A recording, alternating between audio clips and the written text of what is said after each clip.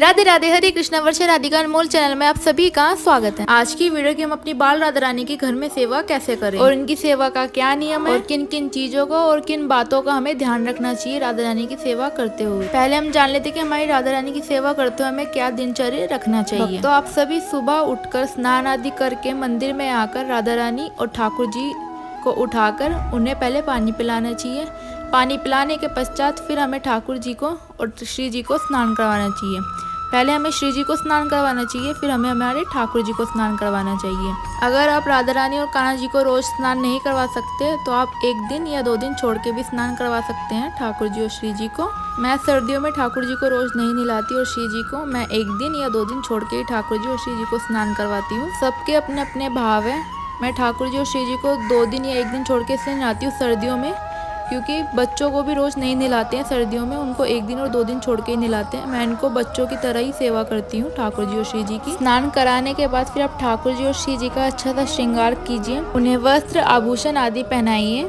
अब तो ठाकुर जी और श्री जी का श्रृंगार करा हुआ विग्रह मिलता है। अगर आपका श्रृंगार करा हुआ विग्रह है तो अच्छी बात है, अगर नहीं है, क्योंकि मेरे भी ठाकुर जी और श्री जी का श्रृंगार हुआ नहीं है तो मैं उनका घर पे ही श्रृंगार करती हूँ। और आप श्रृंगार कैसे करें उसकी वीडियो भी मैंने अपने चैनल पे डाल रखी है, लिंक मैं डिस्क्रिप्शन में डाल दूंगी, इस वीडियो के बाद जरूर देखिएगा। श्रृंगार करने के बाद आप ठाकुर जी और श्री जी की पूजा करिए। धूप और दीप से आप श्री जी की पूजा करिए। अगर आप रोज श्री जी को पुष्प चढ़ा सकते हैं तो अच्छी बात है, अगर नहीं चढ़ा सकते तो आप हमारी राधा रानी को रोज इत्र लगाइए। पूजा करने के बाद ठाकुर जी और श्री जी की फिर आप ठाकुर जी और श्री जी को भोग लगाइए। जो आपका भाव हो आप ठाकुर जी और श्री जी को वही भोग लगाइए।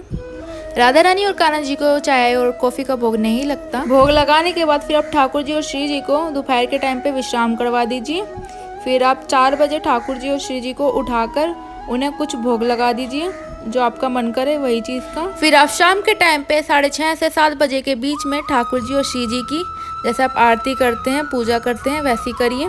फिर आप 9 बजे से 10 बजे के बीच में ठाकुर जी और श्री जी को विश्राम करवा दीजिए। विश्राम करवाने से पहले आप ठाकुर जी और श्री जी को इत्र सेवा जरूर कीजिए। इत्र से उनकी मालिश कीजिए, इत्र या घी से। 5 या 10 मिनट आप ठाकुर जी और श्री जी की जरूर मालिश कीजिए इत्र या घी से। मालिश करने के बाद फिर आप ठाकुर जी और श्री जी को विश्राम करवा दीजिए। अगर आपसे हो सके तो रोज हरे कृष्ण हरे राम मंत्र की 16 माला जप कीजिए। अगर 16 माला ना हो पाए तो रोज 1 या 2 माला जरूर जप कीजिए। इससे ठाकुर जी और श्री जी की अटूट कृपा आप पे प्राप्त होगी। हरे कृष्ण हरे राम मंत्र जप करने से आपको ठाकुर जी और श्री जी की भक्ति में और रुचि होगी और उनकी भक्ति करने का आपके हृदय में और मन करेगा।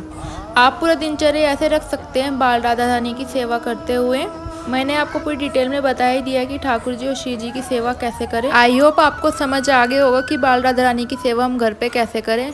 तो ये थी बाल राधा रानी की सेवा हम घर पे कैसे करें उसकी वीडियो। आई होप आपको अच्छी लगी होगी। अच्छी लगी तो लाइक कमेंट शेयर सब्सक्राइब जरूर कीजिएगा। अगर आप हमारे चैनल पर नए हैं तो हमारे चैनल को सब्सक्राइब कर लीजिए। जब तक के लिए राधे राधे, हरे कृष्ण। मिलते हैं नेक्स्ट वीडियो में। राधे राधे।